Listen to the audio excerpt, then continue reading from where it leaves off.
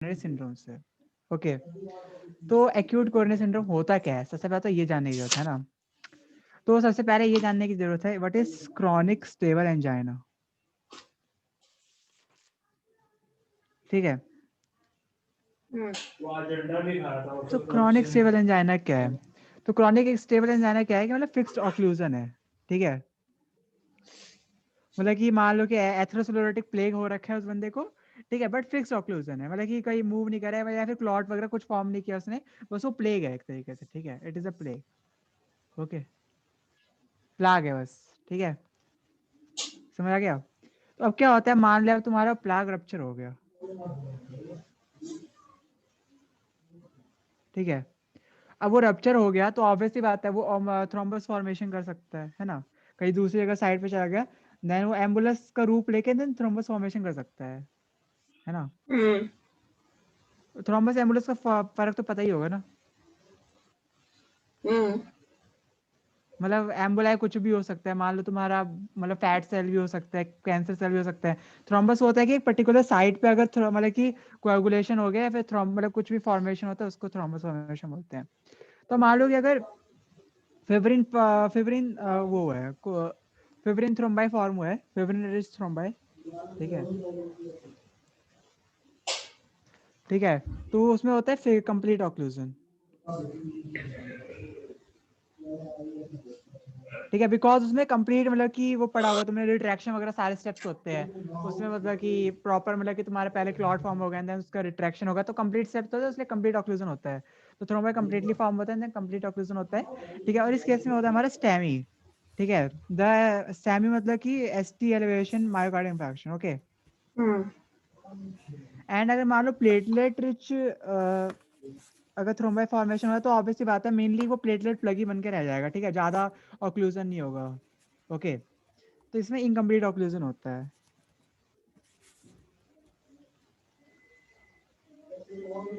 And incomplete occlusion होने की वजह से इसमें होते हैं सबसे पहले अनस्टेबल एंजाइना। ठीक है, मतलब आप पढ़ेंगे मतलब कि डिटेल में क्या क्या होता है सब, बट इसको अनस्टेबल एंजाइना बोलते हैं। ठीक है, एंड अगर इसमें कार्डियक एंजाइम पॉजिटिव है अगर उसके ब्लड में, देन इट इज कॉल्ड एनस्टेमी, मतलब नॉन एसटी एलिवेशन एम आई। ठीक है, समझ आ गया इतना? सिमर इतना समझ आया? हाँ। ठीक है, तो इतना याद रखने की जरूरत है। ठीक है, तो अब हमारे एसीएस में आते क्या क्या, हमारे एक्यूट कोरोनरी सिंड्रोम में आते क्या क्या है? तो एक्यूट कोरोनरी सिंड्रोम के हमारे 3 कंपोनेंट्स हैं, एक हमारा स्टेमाई, एक हमारा एनस्टेमी, एंड एक हमारा अनस्टेबल एंजाइना। ओके, तो सबसे पहले आ गया STEMI, then unstable angina, and then NSTEMI. Okay, ठीक है, तो इतना हो गया। अब एक हम बोलते हैं 2/3 क्राइटेरिया फॉर एसीएस।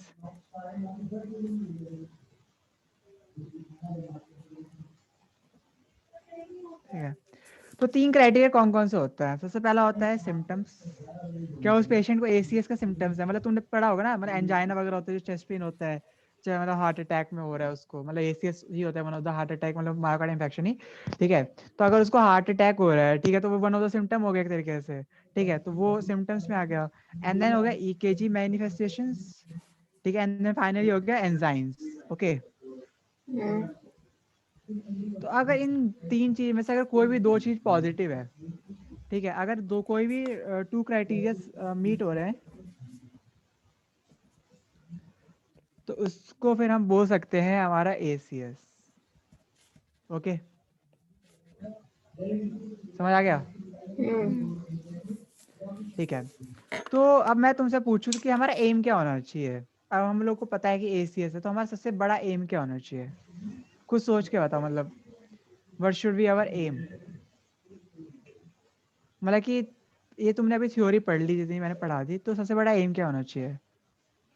मतलब मॉर्बिडिटी एंड मोर्टिलिटी को सोच के बताना थोड़ा, कैसे रिड्यूस कर सकते हैं।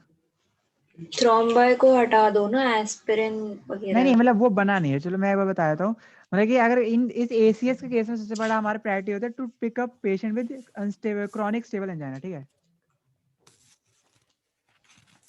जो सबसे बड़ी क्रॉनिक प्रायोरिटी यही स्टेबल होती है। एंजाइना है वो अक्यूट कोरोनरी हाँ, सिंड्रोम का पार्ट है ना?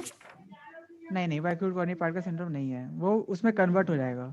अब क्रॉनिक एंड एक्यूट में तभी तो फर्क है ना, अच्छा। नाम में ही फर्क है, तो ऑब्वियसली बात है सेम कैसे हो सकते हैं। ठीक है, मतलब वो एक क्रॉनिक कंडीशन हो रही है जो कि प्रीडिस्पोज करती है for any acute condition, like जो हमने 3 कंडीशन पढ़ी ना, स्टेमी, अनस्टेमी एंड यूए। ठीक है, वो किस इसके लिए प्रीडिस्पोज करते हैं कि चांसेस बढ़ जाते हैं। ठीक है, तो ये है। ठीक है, तो हमें पेशेंट पिकअप करने हैं फॉर मतलब विद क्रॉनिक स्टेबल एंजाइना। तो क्रॉनिक स्टेबल एंजाइना क्या होता है, वो पेशेंट उनको रेस्ट में बिल्कुल कुछ भी नहीं होगा। ठीक है, रेस्ट में बिल्कुल नॉर्मल रहेंगे। ठीक है, तुम ईकेजी उनका निकालोगे नॉर्मल रहेगा, कार्डियक एंजाइम लेवल नॉर्मल रहेगा। बट अगर तुम उनको काम करवाओगे, ठीक है, अगर तुम उसमें इनमें इस्कीमिया तुम इंड्यूस करना चाहोगे ना, तो आराम से इंड्यूस हो सकता है, मतलब स्ट्रेस ईकेजी के थ्रू। भाविक आ गया।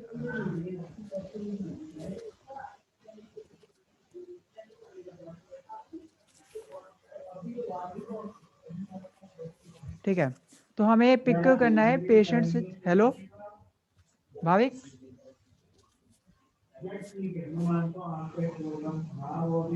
हेलो।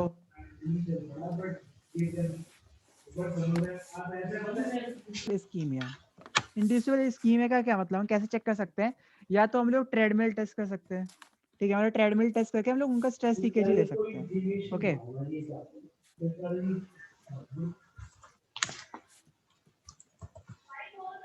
ठीक है। एंड एक हम लोग कर सकते हैं परफ्यूजन स्किंटिग्राफी। परफ्यूजन स्किंटिग्राफी कुछ नहीं होता, मतलब एक तरीके से हम लोग ये चेक कर सकते हैं कहाँ पे कितना ऑक्सीजन कंजम्पशन हो रहा है, ये सब वगैरह। ठीक है, तो उससे हमें पता चल जाता है कौन सा टिश्यू हाइपोक्सिक है एक पर्टिकुलर टाइम पे। ओके, और इसमें ये याद रखना है थैलियम यूज करते हैं। ओके, ठीक है, परफ्यूजन स्किंटिग्राफी में समझ आ गया इतना अब तक सबको?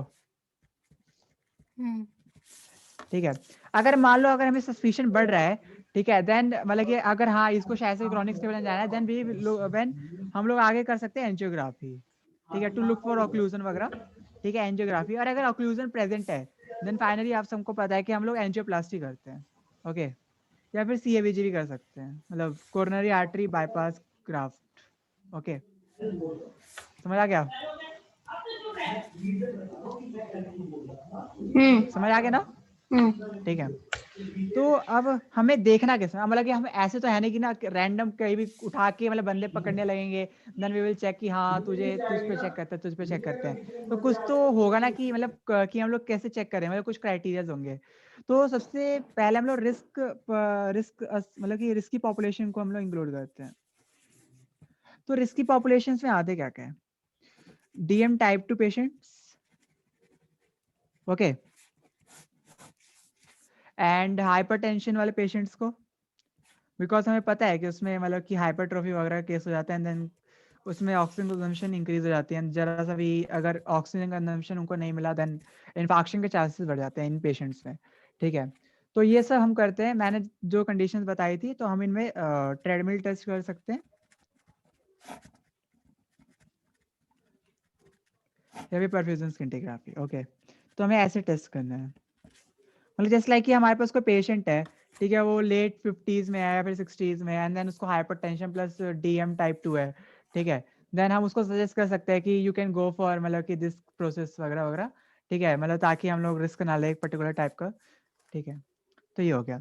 अब तो दूसरी प्रायोरिटी होती है हमारा टू पिक अ पेशेंट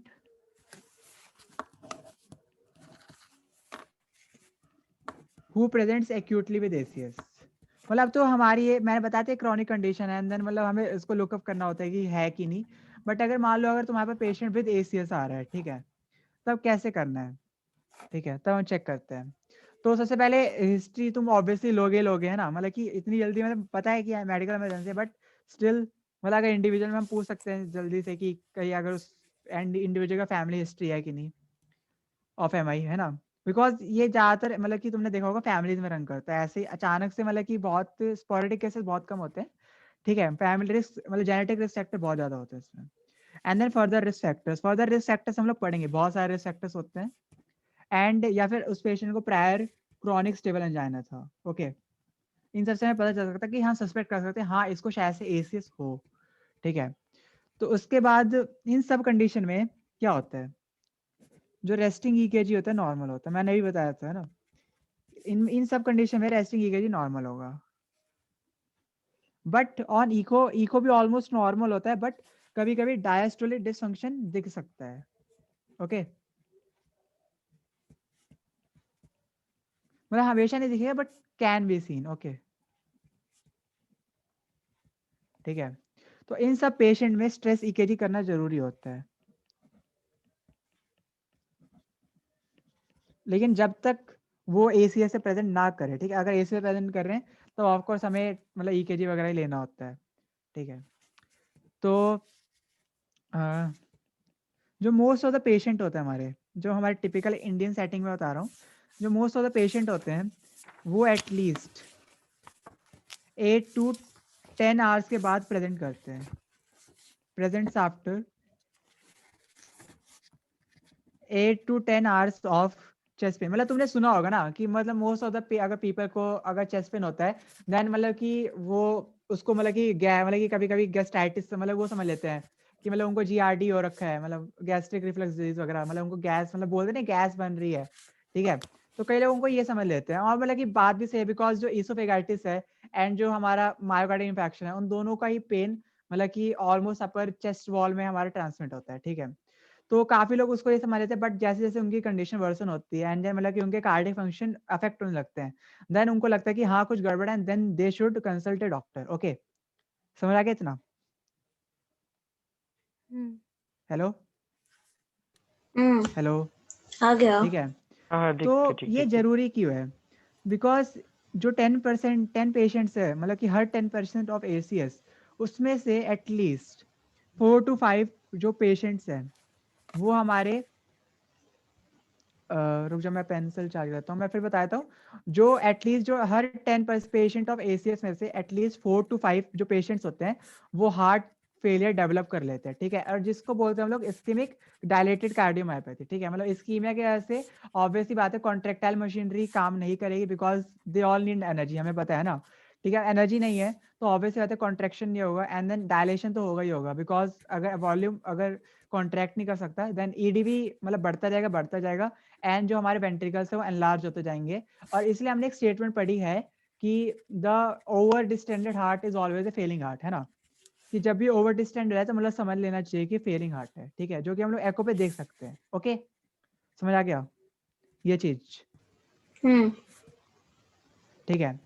तो अब हम लोग इतना समझ आ गया ना कि अब तक क्या क्या पेशेंट्स को हम लोग क्या क्या सस्पेक्ट करना चाहिए वगैरह, risk factors and then chronic stiff angina वगैरह वगैरह। ओके, ठीक है। ठीक है।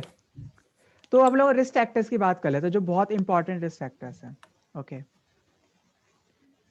तो रिस्क फैक्टर, तो रिस्क फैक्टर में अब मैं सबसे पूछूं, ठीक है, मैं अगर पूछना चाहूँ कि most crucial yet preventable risk factor, तो भव्य क्या आंसर होना चाहिए इसका फॉर सीएडी? हाइपरटेंशन।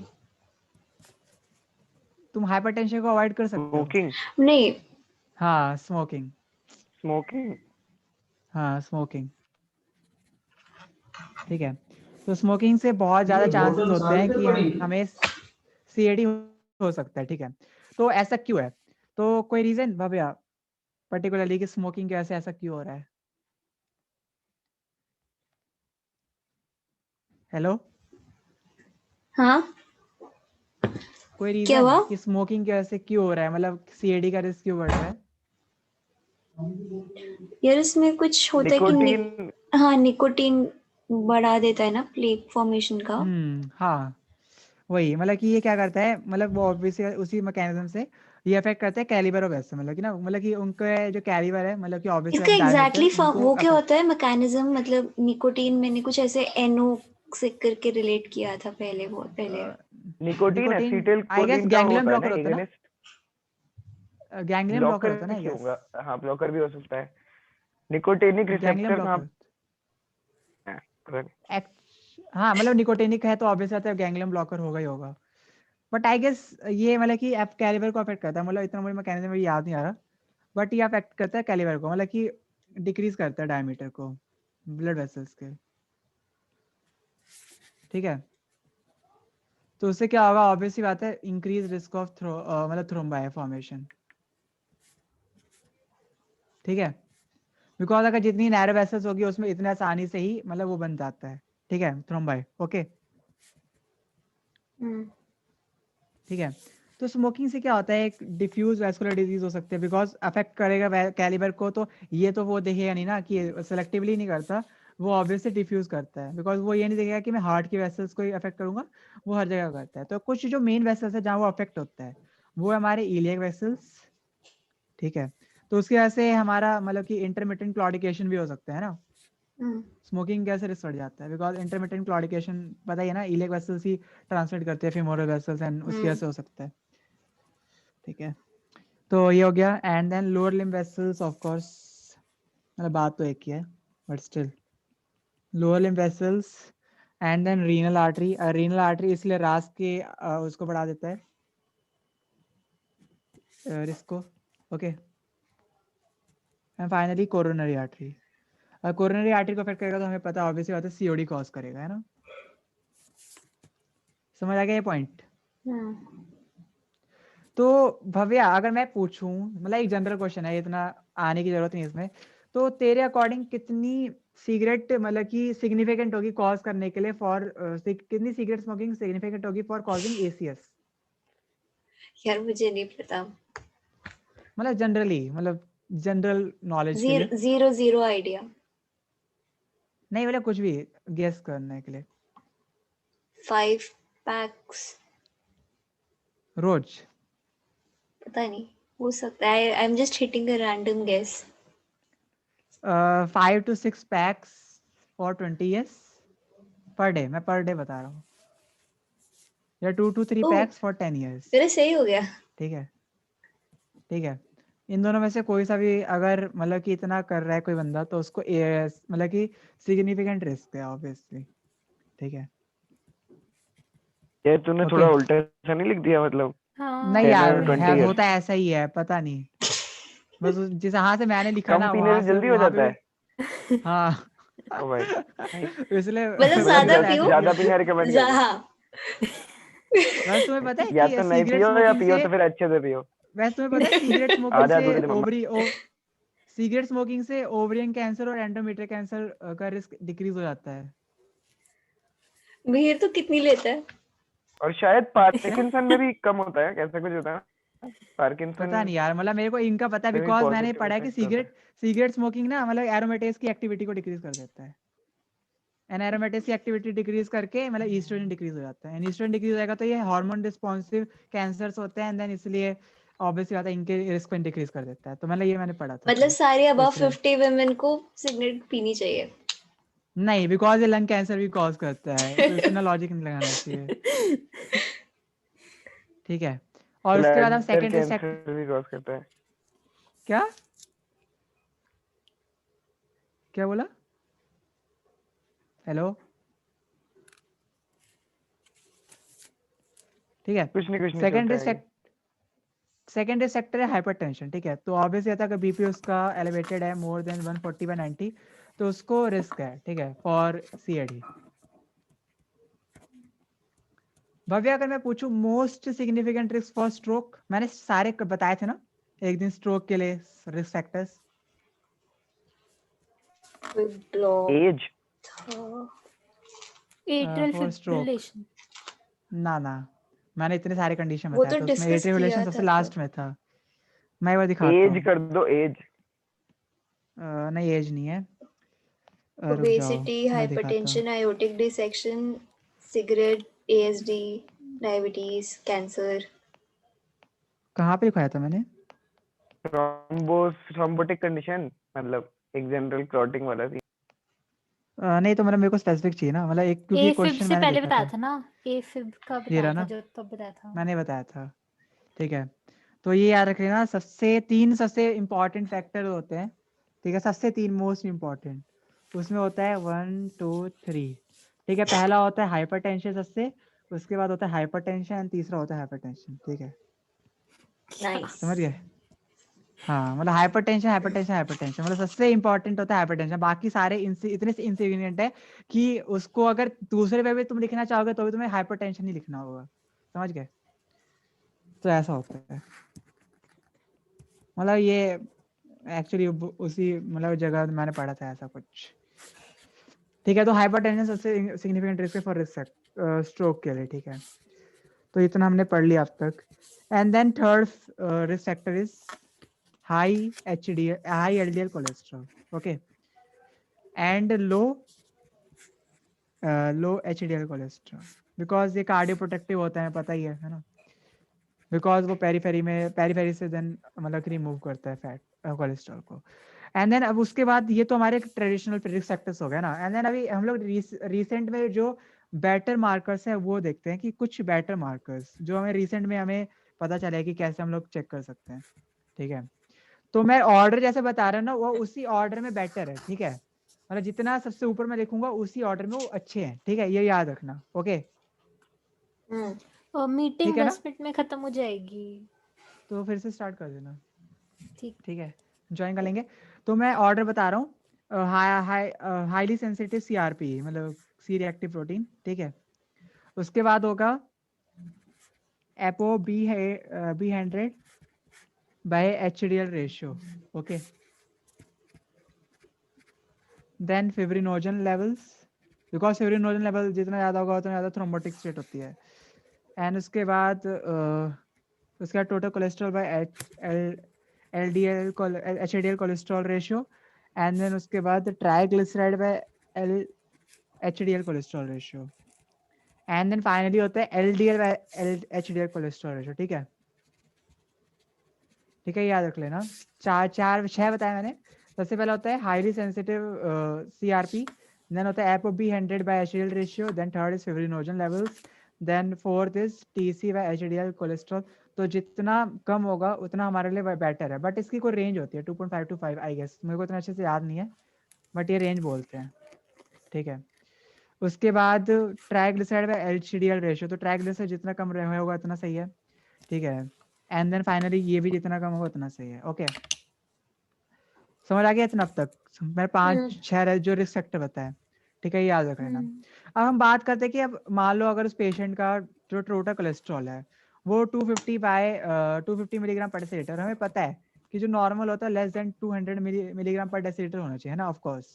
ठीक है, तो हमें कैसे पता चलेगा कि उसको स्टैटिन देना है कि नहीं? ठीक है, ठीक है, तो कैसे पता चलेगा? तो मैं 3 इंडिकेशन बता रहा हूँ, ये याद रख लेना। सबसे पहला होता है क्लिनिकल एथेरोस्क्लेरोसिस। क्लिनिकल मतलब सिम्टम्स आने चाहिए, मतलब या फिर उसको शायद से क्रॉनिक स्टेबल एंजाइना वगैरह हो। ठीक है, तो हम उसे देख सकें। क्लिनिकल मतलब, और सब क्लिनिकल में फर्क होता है। सब क्लिनिकल मतलब कि उसको सिर्फ है and then it is not manifesting. Okay, ठीक है, एंड बट अगर मैनिफेस्ट कर रहा है एथेरोस्क्लेरोसिस किसी टाइप का इस्कीमिया प्रोड्यूस कर रहा है, ठीक है, then of course it is clinical. ठीक है, second indication is diabetes patients होते हैं जो DM पेशेंट्स। ठीक है, और उसके एज कौन सी होती है? 40 to 75 ईयर्स। ठीक है, इस एज में हम लोग प्रिस्क्राइब कर सकते हैं DM पेशेंट्स को। एंड अगर थर्ड फाइनल इंडिकेशन होता है LDL cholesterol level is more than 190 milligram पर डेसीलीटर। ओके, समझ आ गया 3 इंडिकेशन? ठीक है, तो अब इनमें हम क्या करते हैं, मॉडरेट टू हाई डोज देते हैं ऑफ स्टैटिन।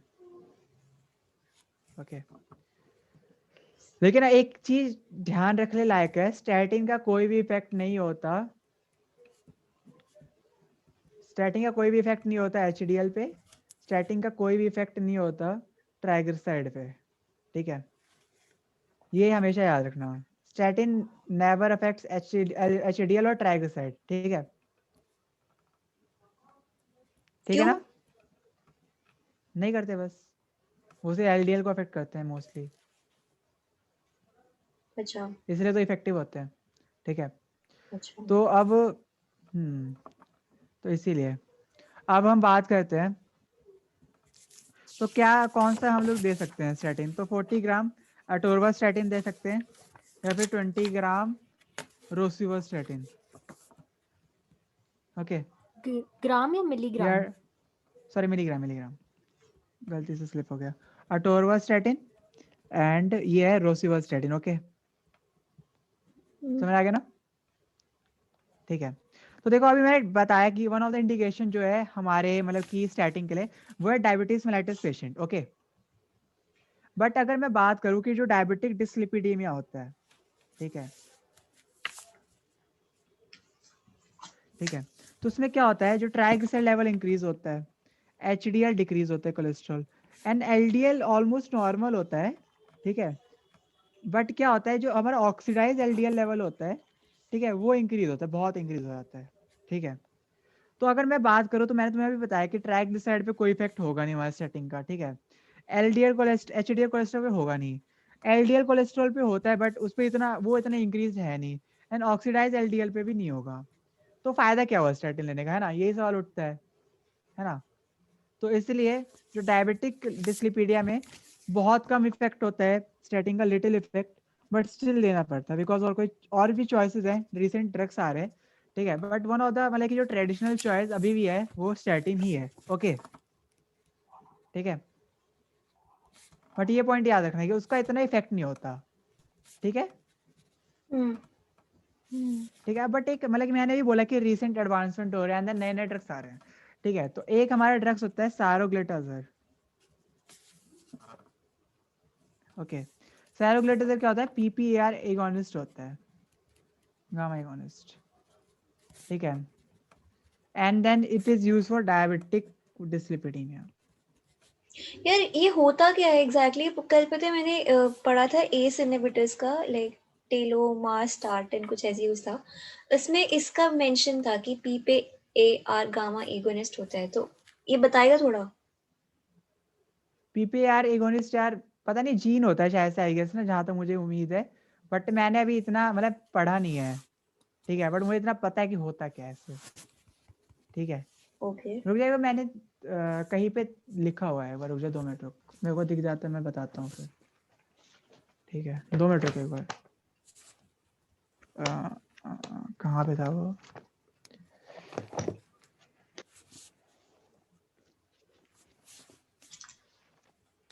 रुक जा, कोलेस्ट्रॉल,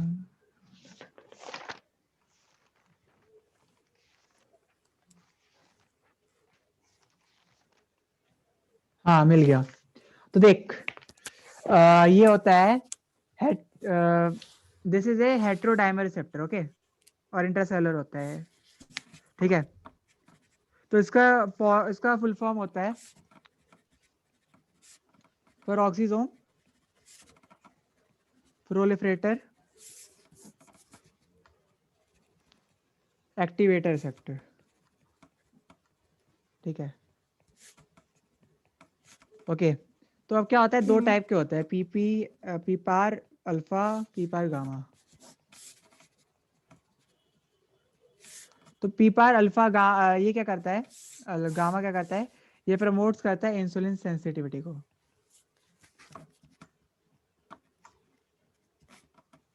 ठीक है, अच्छा, ये उसमें लिखा था, गेनोम में लिखा हुआ है कहीं, ये किसी ड्रग के साथ लिखा हुआ है ये। अच्छा, पता नहीं, आई रिमेम्बर वेरी मतलब वेल। उसमें शायद से उसमें लिखा होगा, मतलब पता नहीं, मेरे को तो नहीं याद है यार, गिनाओ में लिखा है, पता नहीं। गेनोम इसका में बहुत सारे activator one of drugs the होता लिखे है हुए हैं ना इसके, थायाजोलिंडोन्स। डायबिटीज के, ठीक है, शायद ऐसे ही थायाजोलिंडोन्स। कुछ। हाँ ठीक है, उसमें ये होता है पायोग्लिटाजोन होता है। ठीक है, मतलब मैंने बताया था थायोग्लिटाजोन एंड देन पायोग्लिटाजोन। ठीक है, ये याद रख लेना। इसका एक्टिवेटर होता है पाइब्रेट। ओके, ठीक है, समझ आ गया ना? हेलो, ठीक है ठीक है ठीक है। रिस्पॉन्ड भी कर दो यार, मैं है मतलब मैं बोलता जाऊं बस। ठीक है, तो हम लोग आगे बढ़ते हैं रिस्क सेक्टर पे। तो अगला रिस्क सेक्टर मेरा डायबिटीज मेलाइटस। ओके, तो डायबिटीज मेलाइटस में हम सबको पता है कि इंसुलिन रेजिस्टेंस होता है ना, मतलब टाइप 2 की बात कर रहा हूँ, तो इंसुलिन रेजिस्टेंस होता है ना। तो इंसुलिन रेजिस्टेंस होता है तो यार क्या होता है कि जो हमारे सिंपैथेटिक रिसेप्टर्स होते हैं वो कन्वर्ट होने लगते हैं फ्रॉम अल्फा टू बीटा। ठीक है, समझ गए? मतलब कुछ मॉडिफिकेशंस होते हैं, तो वन ऑफ द मॉडिफिकेशन यही है। अब भव्य कौन सा रिसेप्टर सबसे मतलब कि वो होता है important for the lipolysis?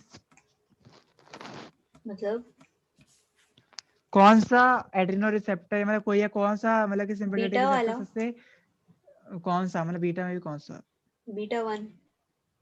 Beta नहीं 3 बीटा ना 3 होता है, बीटा अच्छा 3 सॉरी, हाँ हाँ।